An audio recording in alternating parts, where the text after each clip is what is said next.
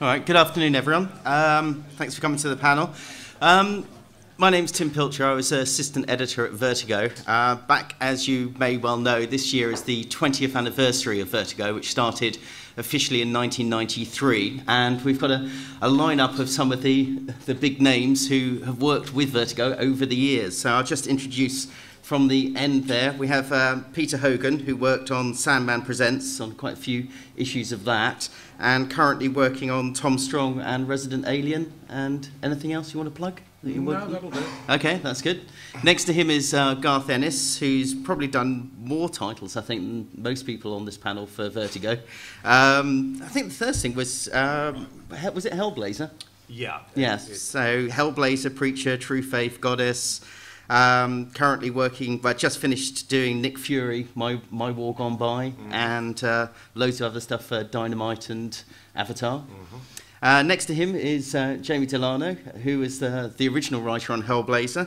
Also did Ghost Dancing, 2020 Visions, Hell Eternal, and recently been doing some stuff for Avatar, working on Crossed with Garth and Narcopolis and Rawbone. Is that right? Yes, those were the last things for Avatar, yeah. Also write novels as well now. Yeah, so we could talk about that as well. And next to him is Phil Winslade, who's our nominal artist. We've got three writers. I saw that. I thought that's a Vertigo panel and a half. Yeah, that is. One bloody artist. So Phil, you worked on Goddess and Nevada. And I'm available for bar mitzvahs and weddings and that there sort of thing. Yeah. Excellent stuff. Okay, well, let's start off with probably Jamie, because you had the longest or the earliest interaction with Vertigo, starting out with doing Hellblazer before Vertigo even existed. Do you remember sort of how was that approached or pitched to you that they were going to be putting Hellblazer into a separate imprint? Do you know? I've absolutely no idea. I can't remember. I don't know if that one's working, actually. Is it not? Yeah. Give it that. Go on that. It's probably going to be easier to do that. Yeah, a lot of my career really has been spent not paying very much attention. It was similar at school. I guess I was just in the middle of ploughing my own furrow with Hellblazer, and people seemed to be enjoying it. And Karen Berger said, we're going to give everything a nice shiny brand new imprint and call it Vertigo. So I said, does that mean that I have to do anything different? And they said no. So fair enough, off we went. I'm sorry, I haven't got anything more enlightening to say. But, sorry. So for you, it was business as usual, basically. There was nothing that changed in terms of sort of contracts or anything. It was just like, did you feel that it was a good idea or a bad idea to kind of almost compartmentalise or ghettoise sort of those sort of titles? Well, I was stoned. I didn't really care. No, it was a good idea, and I'm sure I was fully in favour of it at the time because there was a whole cadre of us Brits particularly who had been sort of rounded up and forced to go over to the States and earn vast amounts of money, or comparatively vast amounts of money, writing these books that we really hated. It was a great idea to put us all together in our own little playpen, and I had a great time for a decade or so. So, I mean, then for Garth, for you, already, Hellblazer had been established for a long time, and you took it over from Jamie. What for you was there an appeal for working for DC as a general thing, or was Vertigo something you felt, that seemed like a good home? As I recall, Hellblazer went Vertigo, as it were, about halfway through my run. And as Jamie says, it's not as if it was a matter of choice. They just said they were going to do it, and it seemed like a good idea, get us off into our own corner. It provided a massive sales boost for each of the first issues of the comics, Sandman, Hellblazer, Doom Patrol, I think, Swamp Thing. Then the sales kind of gradually settled back to where they were, but I think it got us noticed in a way that perhaps otherwise wouldn't have happened. Yeah. I mean, Pete, for you were generally a fairly sort of latecomer, I guess, to it. I mean, these two had started right before Vertigo had existed, and you started writing about 98, was it? That sounds... No, I think it was a little before then, but not much. Yeah. And no, they were well up and running at that point. But what was the appeal for working for Vertigo, apart from the money, of course? A chance to do longer stories, more interesting stories, to get treated like a grown-up rather than a slave, which is what you were with 2000. It was a step forward, an obvious step forward, so I was very glad when it happened. But it felt like a natural home for you? Very much so. I mean, but that was Vertigo then, when I think there was a bit more variety and diversity, and really good editing staff. Oh, yeah, thank you. Which wasn't you. Which wasn't you. It wasn't me, no. So, Phil, for you, I mean, I think the first thing you did was working with Garth on Goddess, wasn't it? So, I mean, how did that come about? Because I think that wasn't originally going to be a Vertigo title. No. We started off, and I think we were being edited by Archie Goodwin, and originally Archie Goodwin was meant to be taking care of the books that weren't superhero books, but were adventure books, but weren't supernatural books, and that was the remit he'd come in under. And then they just decided that because it was a creator-owned book, and the only reason we went creator-owned was because Garth and I didn't fancy, Mudhawk and Sam being part of the DC universe. They said, well, it's got to be you're a Vertigo book, and we went, oh, okay, and Archie wasn't that happy. He felt that it was kind of ghettoising all the non-superhero books into a kind of... It was basically giving fans a reason not to buy a comic. It was like, if they read one bad Vertigo comic, they would go, oh, well, that's not my cup of tea, I like my superheroes.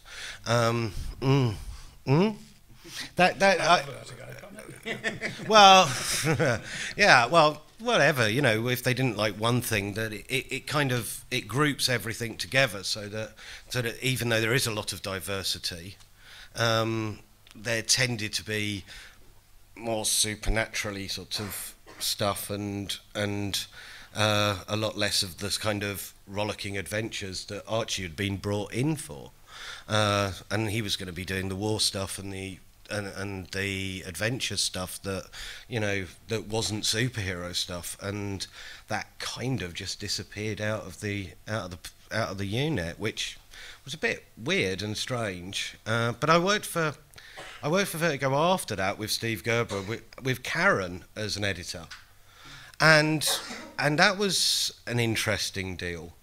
From my perspective, because I kind of knew what was going on at the Vertigo then, and I knew Karen fairly well. So, what year was that? Oh God, Bennett! Vertigo was. Let's think. Goddess was started around 91, and Nevada was around 97, 98. Right. So Vertigo was well established at that point. But it was. I chased after it and sort of buttered up Karen and tried to get it because I wanted to work with Steve Gerber. But it was very writer-led, the whole of... from the artist's perspective, it was very strange because a lot of American artists thought that we were like...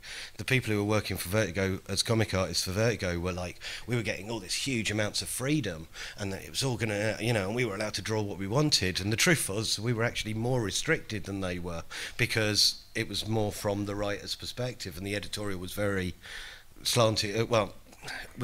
Was more interested in the writing being good, which wasn't a bad thing. Yeah. Well, that's a very good point. Vertigo has been known generally as very much writer-led.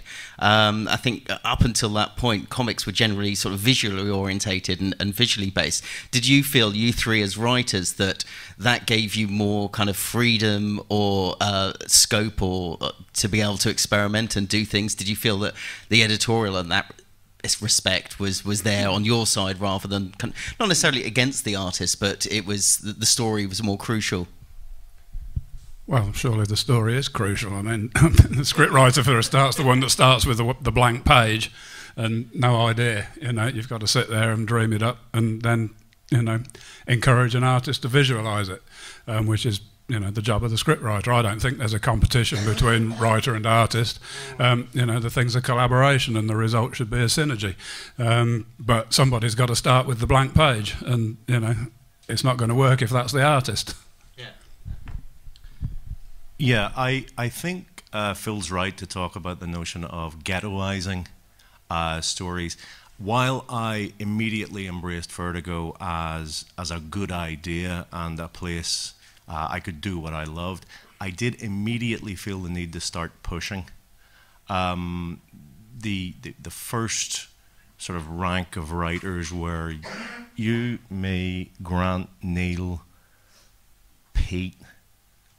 And while I liked everyone else's work, I felt that I was going to have to start shoving in a different direction if I wanted to do perhaps more humorous material.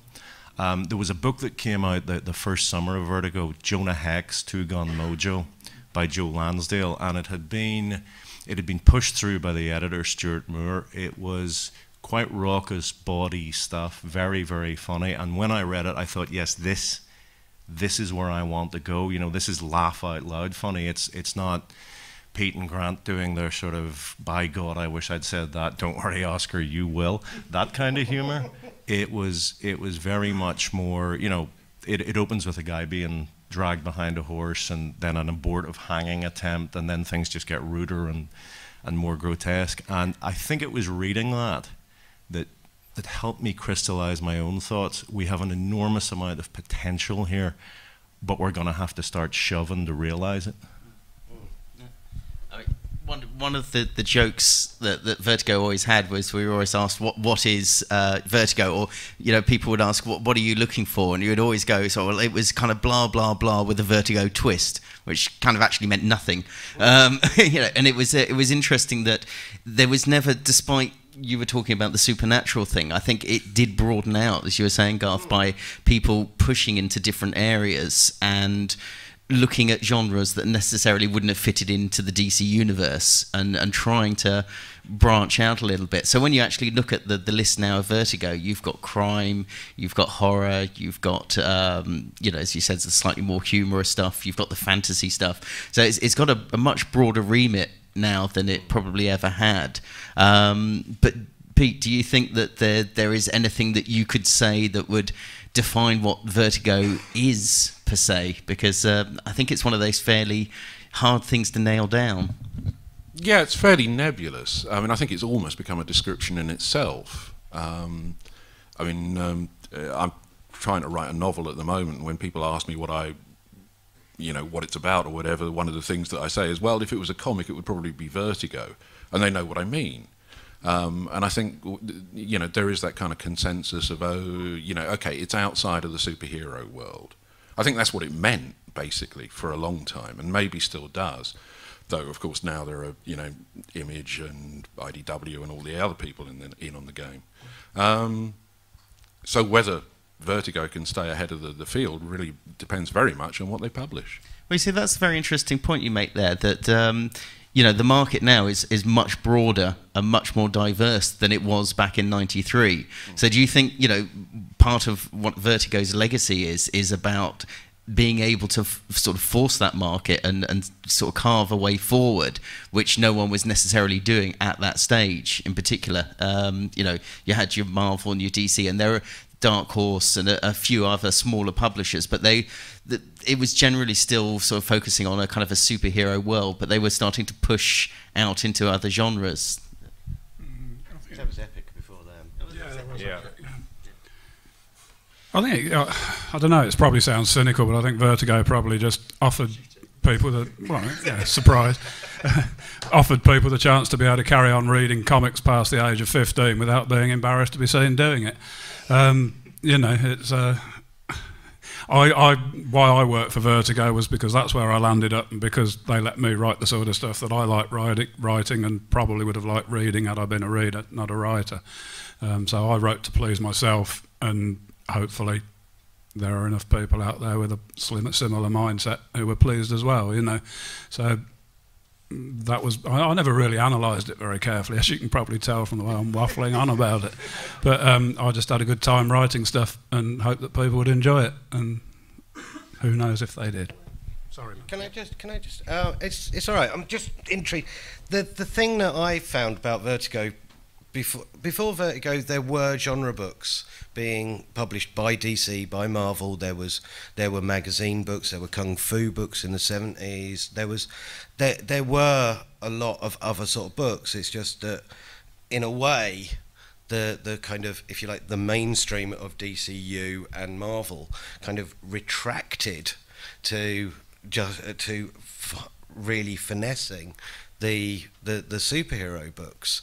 And now it seems to me that there's a market for, like, if you look at the Image books and Boom and all those, they're doing a lot of books that Vertigo would have been doing in the 90s. I mean, you know, I kind of think The Walking Dead is like, why isn't that a Vertigo book? You know, it's like there's something about genre books. Yeah, they are harder to sell because they haven't got superhero characters that people immediately can say, oh, I know what this is, so I'll buy it.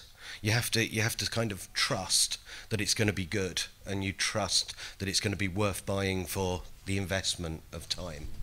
Well, I think, you know, Garth, you were saying you were pushing. I think, you know, it's one of the classic examples. Maybe it was a harder sell initially because perhaps the storytelling and the themes were slightly more complex. They weren't just very simplistic kind of good versus bad. There was a particular shades of grey, and it's not something that you can really encapsulate very in a kind of pithy one line.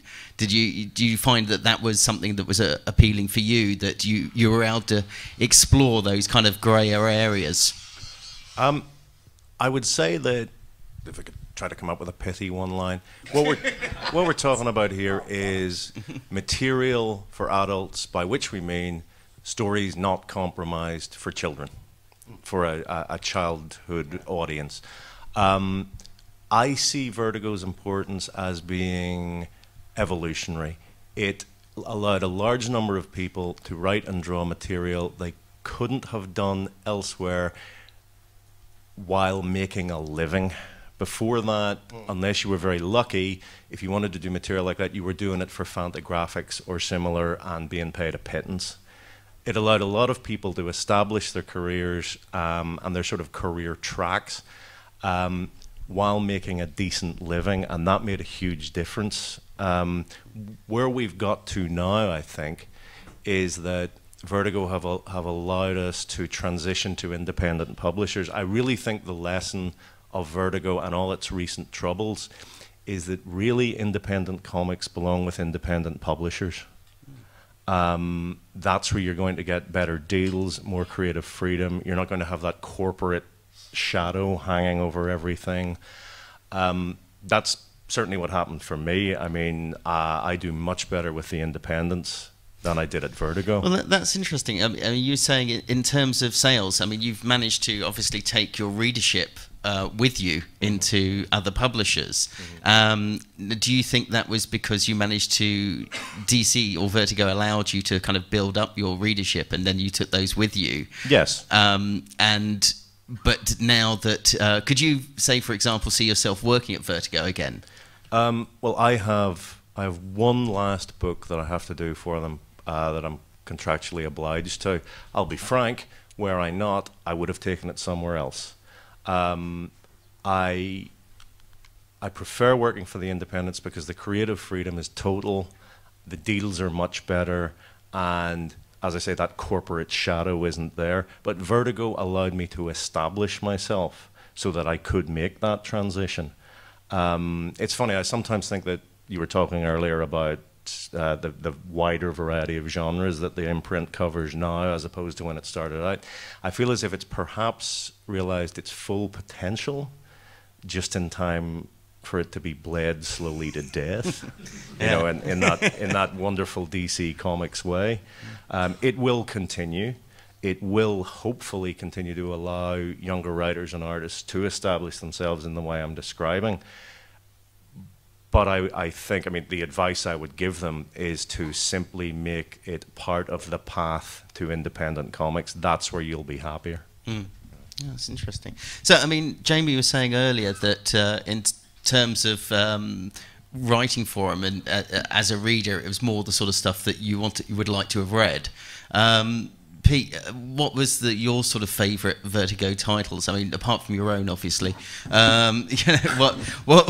What titles, did you kind of zoom in on that you felt, spoke to you or that you really enjoyed?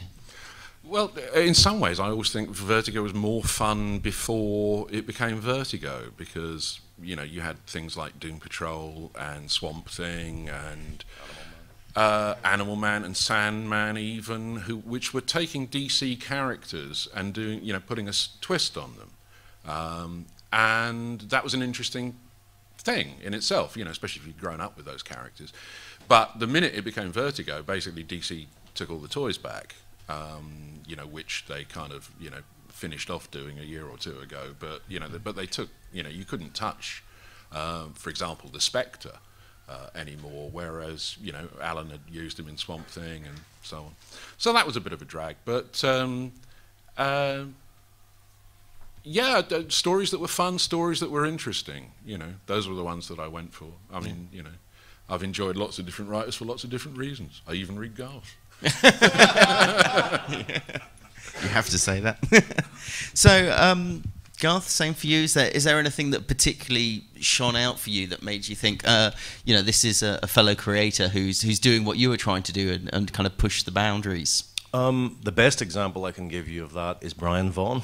Mm-hmm. I mean, there's a guy who otherwise might have simply been swallowed up by superhero comics, who was given an opportunity to support himself financially while doing stories that he couldn't really have done under those conditions anywhere else. And to me, he's the best writer to get into the business in 20 years. His Why the Last Man, great stuff, Ex Machina. It gave him that shot. For me personally, there was that Jonah Hex book, which was sort of like a ray of sunlight. I think Pete's right in saying that certainly that the foundations of the imprint, the work that formed it, probably was all done before it actually became. I mean, Alan's run on Swamp Thing, most obviously. Grant on Doom Patrol and Animal Man. Jamie on Hellblazer. Pete had done Shade. All that stuff. That was the bricks and mortar. Yeah. But all that stuff was actually done before the imprint kicked off. I mean, I think that's what caused the imprint. That was the reasoning for doing it. Was we've got all these titles. Let's do something with it and give it a stronger branding. But that was perhaps the best work on those titles. Yeah. So you think after that, then perhaps So I mean, there are certainly titles that then allow the imprint to develop, like Transmetropolitan. Preacher sort of played its part, although it was kind of a cul-de-sac for them. They never really tried to expand on it the way they did something like Sandman.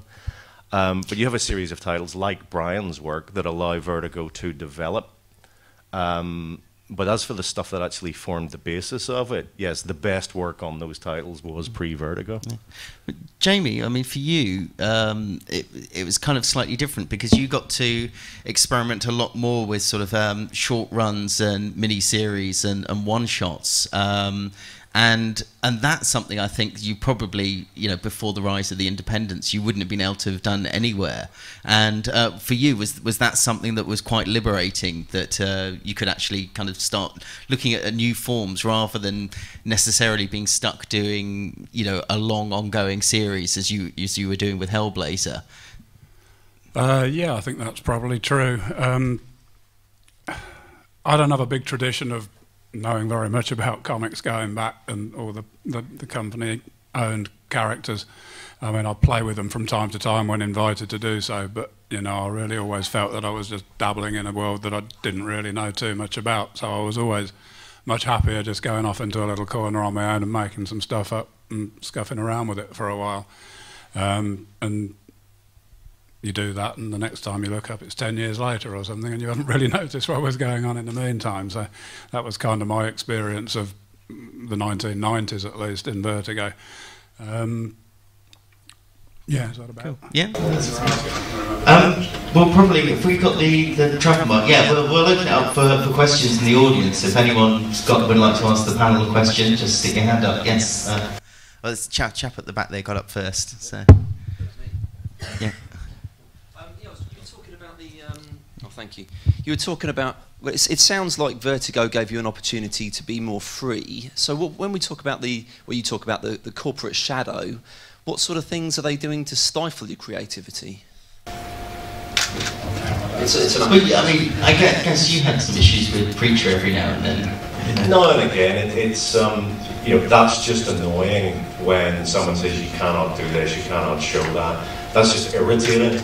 The real problem comes in terms of contractual ownership, where yes, you own it, but there are a number of clauses that give them certain rights to do things, and this gets on your nerves, and you just think, I want to be freer than this. And that's what leads you out into the independence, I think, because you can effectively get the contract you want. DC has undergone a sort of number of problems in the past 10 years or so. I haven't had to be part of any of it, so I get to hear the horror stories at conventions and so on as people have dreadful things happen to them. As those contracts are cut, actually, and made less and less friendly, I hear about this, but luckily for me, I don't have to be a part of it. Thank you. Yeah. There's one just at the front here.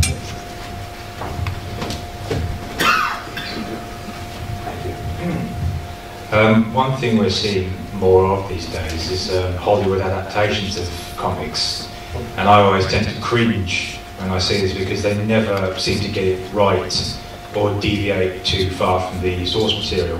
One thing I'm reading a lot of at the moment is what Michael Bay is doing to the Turtles franchise. So I think one of the voice actors of I think it was Michelangelo has said he's sodomizing the series. But two adaptations that got it as close as they possibly could for me were Sin City and Constantine. What have been your adaptations of these? So I'm going to say close as close as we've got anyway.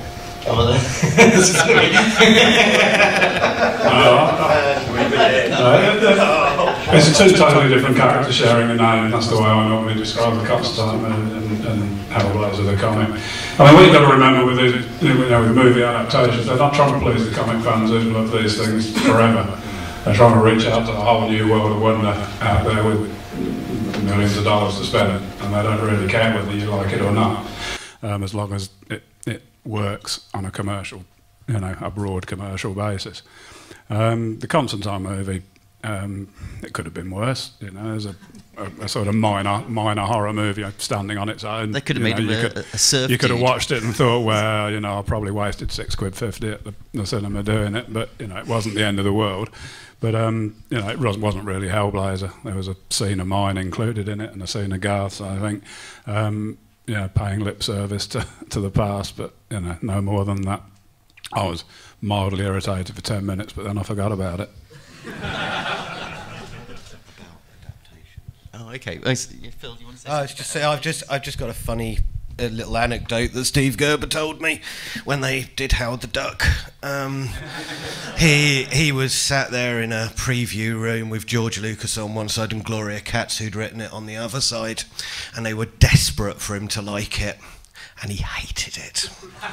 And he just sat there and he thought, what can I say to these people? They've spent a fortune on this. And he had no real say in it because Marvel owned it, so they could do what they wanted with it. But yeah, it was just this idea of George Lucas on one side, Gloria Katz on the other, and Steve wishing the earth would swallow him.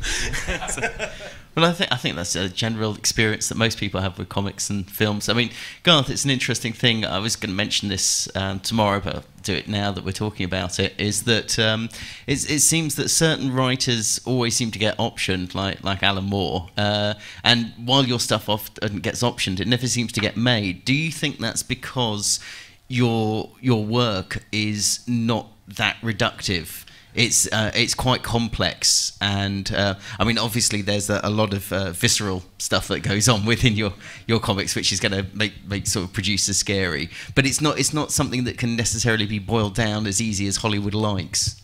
I think it could.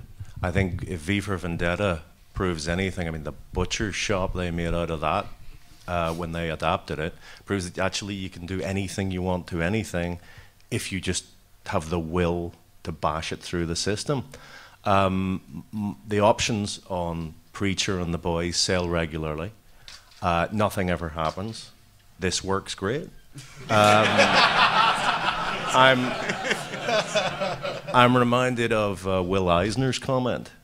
He said, "I hope they never make The Spirit." I like. It was a good thing he died before it. Well, that's it. He said, I hope they never make The Spirit. I like the option money. Yeah. And he did indeed have the huge good taste to die before having to see what inevitably resulted. Yeah. You know? See an advanced screen. Yeah, any more questions? Yes, just at the front there. Hi gentlemen, it's nice to see you here. I'm interested to know how you think things will change with the departure of Karen Berger, and how you think she influenced the curation of the Vertigo line over the years, and how that will now alter now that she's going. Oh, she's gone. Yeah. Well, simply from my point of view, I wouldn't have had a career in comics without Karen Berger being there at the helm of Vertigo to let me play around, because I don't think anybody else would have done. So, you know, I can't say that it's a good thing that she's left Vertigo in any shape or form. I just hope she crops up somewhere else and does something equally as innovative, either in the comics field or another field, and help some other, you know, new young writers, artists, etc., to find their way into a career, because that's what she did for me, and I'm grateful for it. I actually saw Karen about 3 or 4 months ago, and I can tell you that she's very happy, very relaxed. It's having had that thing that she fought for so long, pried out of her fingers, only to realise that she'd lost the battle some time ago, and it had stopped being what she wanted it to be a long time ago. And I think the feeling she has now is just relief. I think Karen's great strength was always as a corporate player. She knew how to get stories through.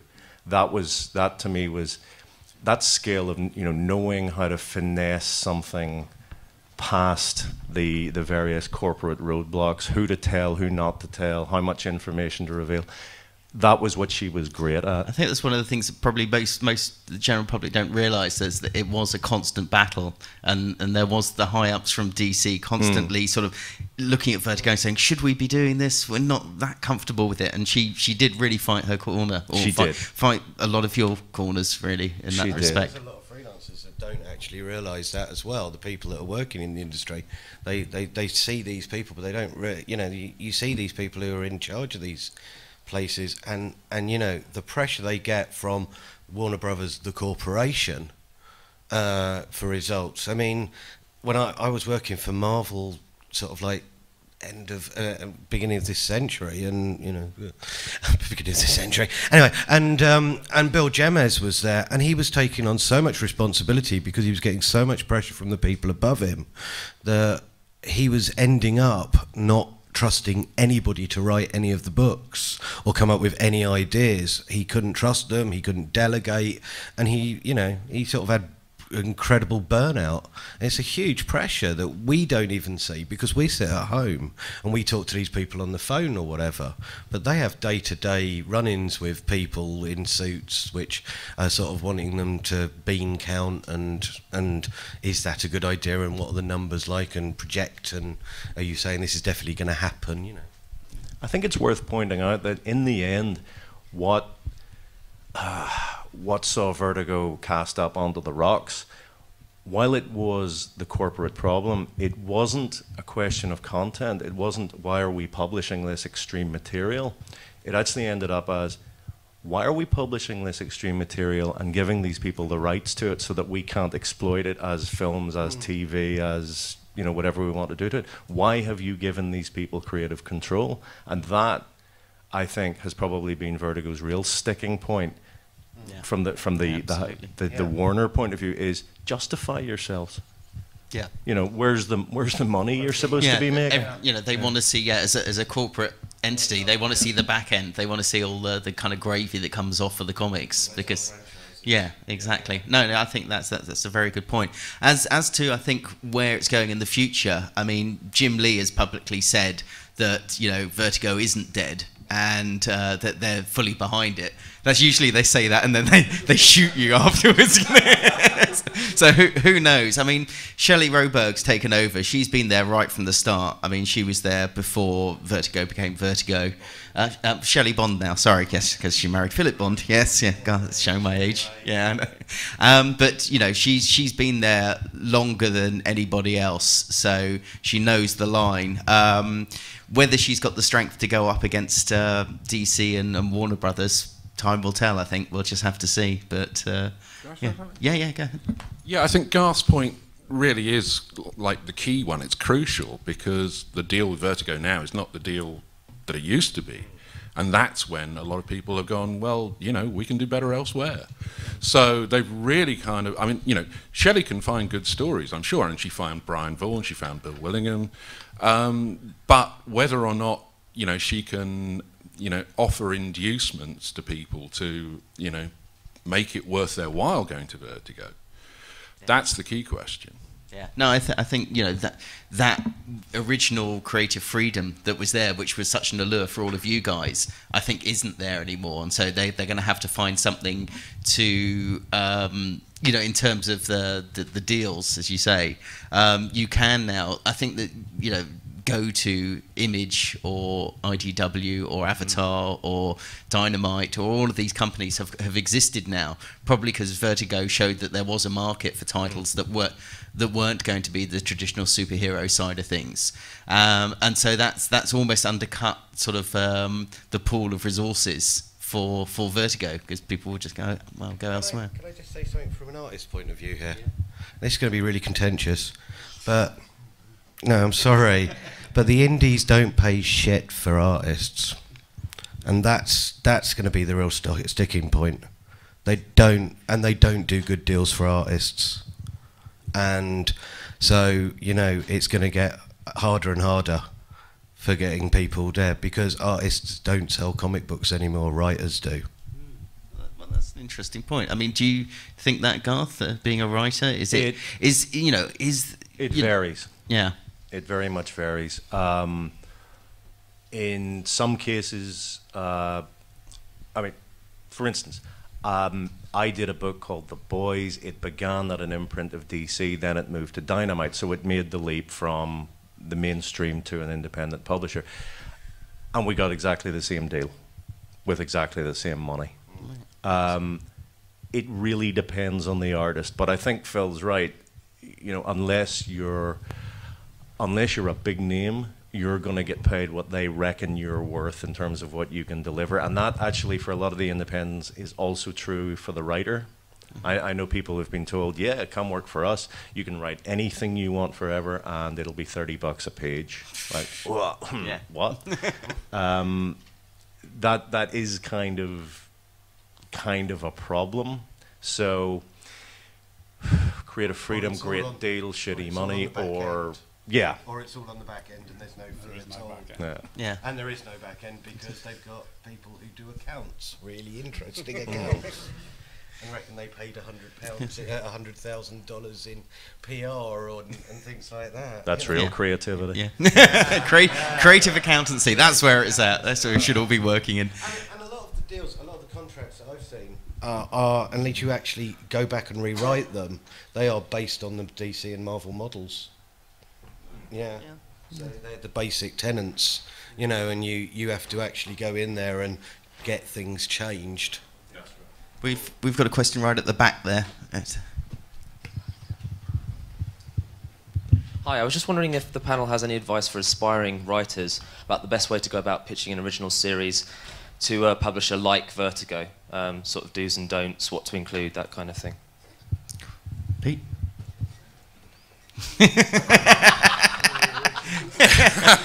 Much as I lob that grenade at you. Don't go into too much depth. You know, a shorter proposal, you know, will either hook them or it won't, and a long proposal will just bore them or not even get read because it's too long. Other than that, make sure your story is something that can be told in a short space of time. You know, maybe 6 issues, rather than, you know, the galaxy-spanning epic that will go on for 5 years, because that's just not going to happen. And good luck. Personally, I always think if you can break down your story into a page, a paragraph, and 1 sentence, that means you've got a pretty solid idea of what your story's about. As long as you know that you can do that, then you've got a good foundation for what you want to be talking about. And patience, because editors get a stack. I used to have on my desk a stack, and I'm not joking, about that big of submissions, which I would constantly be reading through and trying to get on top of, and it was endless. No sooner as you get through that much, then the same amount will come back in. So, you know, do expect to wait for a while. So. One little piece of advice I would give you is dialogue. If you were to begin your outline with maybe 1/3 of a page of dialogue, some really snappy little exchange just between 2 characters, that'll hook people's attention in a way that, you know, dull, flat paragraphs can't. If you can grab the editor's attention that way, it'll take you a long way. In writing as well. I mean, I'll just add to that a pitch is a piece of creative writing. You know, when you're writing a story, you're trying to grab your reader's attention and suck them into your world and keep them there for a while. The same thing applies to editors when you're trying to get them to, you know, offer you money to write something. Write it to, you know, to get them. You know, you want to hit the target. Yeah. And if you can do that, they know you can write a story. Any other questions? Yeah, just gentleman there. There's a microphone coming. Cheers. You talk about pushing limits, but are there any moral limits you dare not tread?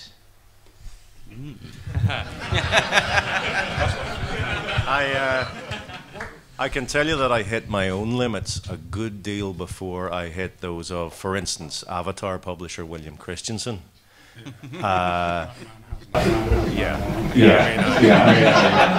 Telling him that we're all ready, all of us who work for him are ready with our "he seemed so normal" line when there's a helicopter, when there's like a helicopter shot of a warehouse in rural Illinois surrounded by yellow tape. And did he say children's skins? Is that what he seems so normal? He seems so normal. We're all ready. Yeah, I mean, you have your own limits that you won't go beyond, little rules you won't really transgress, and you set those according really to your own moral compass. This will give you a good laugh. I happen to think my work is actually pretty moral, but I draw on a lot of real-world history and current events. I happen to believe that there's nothing worse in the world than the things people do to people, and they eclipse any supernatural fantasy monster you can dream up. So my stories perhaps do seem a little bit extreme, but if you want to see where that comes from, simply read history. It's very, very hard to maintain any sense of moral high ground as you move through some of the more cataclysmic events in human experience. Jamie, I was going to say this. Yeah, I was just going to say there's plenty of stuff that I wouldn't go near wanting to write about or even thinking about, but that doesn't mean somebody else should be able to tell me not to. You know, it's my choice, bottom line, and I have to trust my own instincts. Maybe I get it wrong sometimes. I don't think so. You know, I don't think I'm particularly extreme, and if I am, then it's generally because I think there's a reason for doing it. I have got my limits. I reached one of them with Avatar, with the last thing that I did for them, which was a run of Garth's Crust, and discovered that they'd put out something they called a torture cover, whatever that might be, which involved overt sexual violence against women, or a woman, which had absolutely nothing to do with the content of the story. And I expressed my displeasure and left it at that. but I shan't do any more. You know. So yes, you have to find your own spot and be comfortable in it and not transgress. Okay. Yeah, we've got a question at the front here.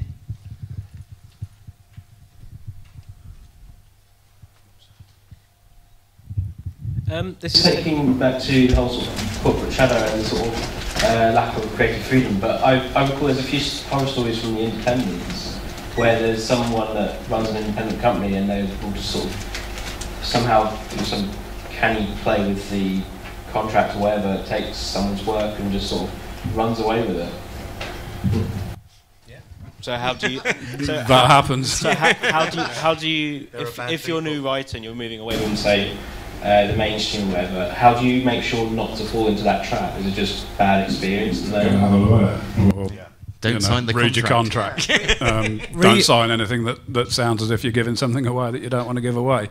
You know, ask them questions if there's a clause in the contract that you're not quite sure what their meaning is. So I want that written so that I understand it. Yeah, I think one of the things that people often, particularly new creatives, is they see a contract and they think that's a fait accompli and it's just written in stone. But 9 times out of 10, you can always negotiate, and there'll be some things that companies won't negotiate, but there'll be stuff that maybe there's a little bit of wiggle room, and I'm sure you've all had that experience. You said, I'm not going to sign it for this, but I'll give you that if you give me this, and so... It's a bit like being an X Factor winner, isn't it? You know, I mean, it can all go horribly wrong. Yeah, I think that's right. Have a lawyer, but also listen to the industry scuttlebutt. Yeah. People with bad reputations, they survive longer than they should, but I don't mean in terms of, you know. But they keep going longer than they should because they are constantly able to find naive people to work for them. But there are enough stories circulating about these people, and you can find out pretty easily if they're true or not. The difference between to address your question, between the independents and the mainstream publishers is, at the mainstream publishers, you are being exploited, and eventually you probably will hit a wall, right? The independents, that varies from company to company, and it varies from individual artist and writer, from one to the other of those as well.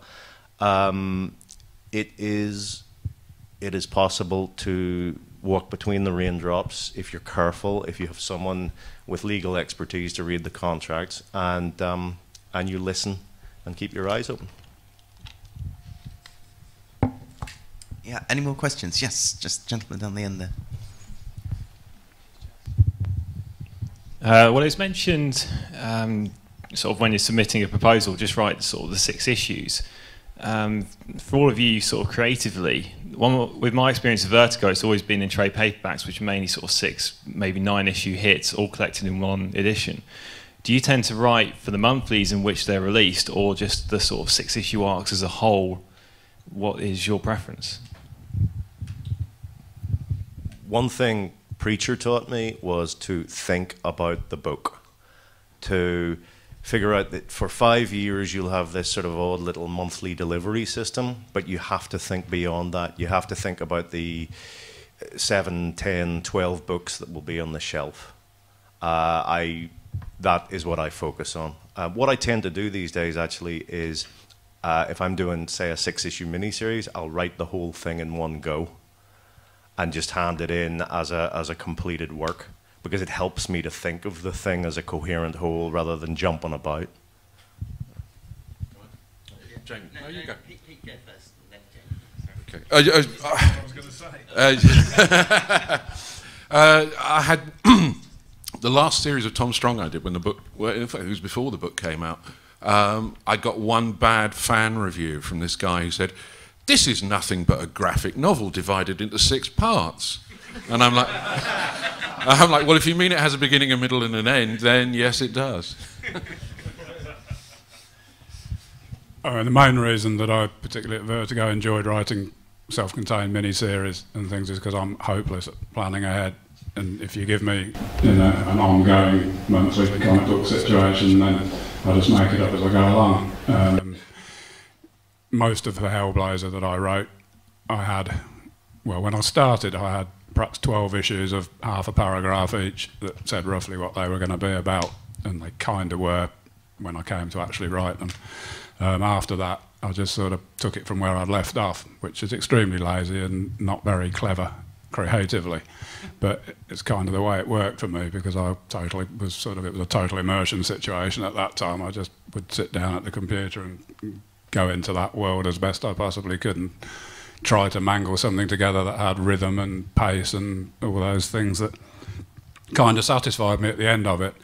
But it is much more satisfactory, in my experience, to have, you know, a nice neat idea that's encapsulated in a set number of pages, and you still make up a whole load of it as you go along. And I mean, stuff that I have pitched to editors and stuff that they've accepted has mutated beyond all recognition by the time I've actually finished writing it, because that's just how I do it. You know, I don't know how it's going to be until it's finished, but it is, you know, much more manageable, much more satisfactory to start with a good idea in a limited number of pages.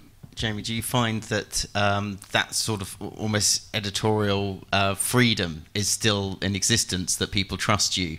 That if you said, I'm going to do this, and it mutates, and they kind of, oh, or do you find that now there are a lot more editorial restrictions in that? I don't work very much anymore.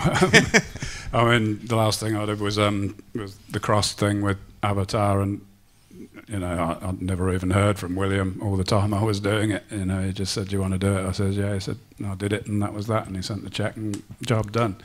Yeah. So there was, you know, I don't know whether I even had I think I might have had a very basic outline. So yes, he must have trusted me to come up with something, and he must have thought that I'd delivered on that. Otherwise, he wouldn't have invested any money having an artist draw it. So that's. I think you know, I got to a certain stage in you know, my limited comics writing career, that if people came to me and asked me to do something, they pretty much knew how I was going to approach it, that I didn't know anything. You know, when Tom Pye used to come and say, "Do you want to do Animal Man, or do you want to do Wonder Woman," or something like that, I'd say, "Tom, I know nothing about those characters, it doesn't matter." So he obviously knew what he was looking for, and that I'd deliver it. And I didn't have to put myself out too much, which is great. But perhaps it's slightly different now, because everything's managed by algorithms rather than people, and that probably wouldn't work with them. Well, Garth, has that been an experience for you, that editorial control, perhaps as your career's gone on, has got less because people are more trusting? Very much so. Really, the books that I do for Dynamite and Avatar, the editor really traffics. And that's also really true of Marvel. An important thing to remember is that this all, at the end of the day, comes down to people. I will still work for Marvel Comics because I have people there that I trust. Axel Alonso, editor-in-chief, old pal. Nick Lowe. Because this touches on what I was saying about Karen earlier and how to play the corporate game. But those guys keep the nonsense at arm's length and allow me to write, you know, nasty, soul-crushing stories about I'm just coming to the end of another Punisher series for next year, and Nick will see to it that well, he'll run interference for me. Yeah, yeah. So they act as almost like a firewall for you to protect that. Yeah, yeah. I think we're getting close to rounding up, but got room for a couple more questions if anyone in the audience. Last chance. Yes, right at the back there. So, gentleman in the cap.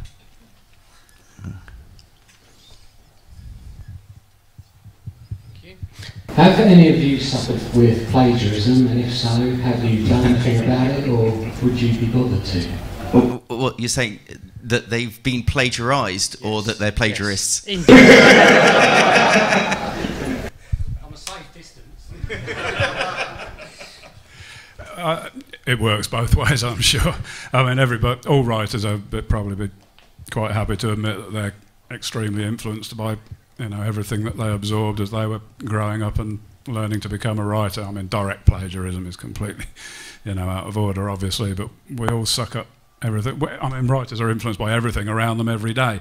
That's what we do. So we're bound to be influenced on some level by what we read. And you know, if we see a good story or a nice turn of phrase or something, we might not nick it in its entirety, but we might sort of think, well, that's got a nice rhythm, and if I just change that word and that word, you know, I mean, not as cold-bloodedly as that. It happens in the background of your mind somewhere. But, you know, it happens, I'm sure. And, yeah, if somebody blatantly rips off something, then you got to tell them not to do it because, you know, it's not good for them and it's, you know, it's not good for you either. But in general, I've never noticed anybody doing it to me. Why would they want to? I've noticed sometimes I've noticed things, and I always hold my fire because I figure, you know, maybe one day I'll, as Jamie says, you can do it without thinking about it. Maybe I'll find myself in that situation, and maybe therefore this is a good time for me just to be quiet about it. You can do it in the most bizarre ways. You can plagiarize without actually having plagiarized. I was writing a cross story recently. It's coming out next year. And it's the sort of crossed origin story, and it has the first guy who comes down with it, his mind breaking down, and his love for his family, who he's murdered, as he remembers this, and the love that he felt for his family breaks down itself as the virus overtakes him. And the phrase I used was he loved them, and that love was yellow piss. And I thought, what a great line. I'm really proud of that line. It really seems to communicate. A couple of weeks later, my wife and I are watching a movie called The Sweet Hereafter, adapted by Atta McGoyan from his novel of the same name. And there's Ian Holm talking about his heroin addict daughter, and remembering her as a little girl, and then seeing her turn into a smack addict. And he says, do you know what happens to the love you have for your children? It turns to steaming piss. And I think, like, oh, Ian.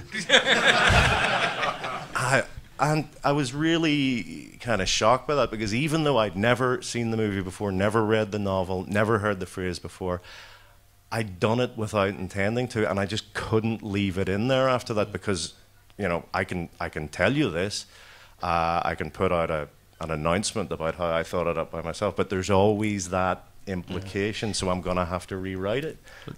There's a great story with Jamie. I don't know if you remember this. When it was a one-shot we were working on, the Vertigo Voices, and you wrote a complete script for Dead Man's Shoes, which had nothing to do with the Dead Man's Shoes film by Shane Meadows. This is decades before. And you'd written the entire script, and we read it and we loved it and we thought it was fantastic. And then you came back to us and said one of your friends had just said that they knew about a story that was almost identical that you'd never read or seen or heard of, but manfully you scrapped the entire script and wrote a completely new one, which turned into Tainted. Which you have no recollection of that. No, and I was really impressed. You know, that was kind of like, you know, just to do that. I'm starting to get really disconcerted about my memory. Somebody tweeted the other day that they'd just read a short Dead Man story that I'd written, and that it obviously showed the origins of my Cruel and Unusual series, an interest in the US prison system. No, I didn't do that. And I tweeted back and said, are you absolutely sure? I've got no recollection of that whatsoever. I don't think I've ever written a Dead Man story. I know nothing about him. And he said, well, it's got your name on it, and it sounds like you. So I tweeted Stuart Moore, who knows about these things, and he found a database somewhere that, yes, it said that it was me who'd done it. So I had to buy a copy of the damn comic on it. Even after I'd read it, I still don't remember writing it.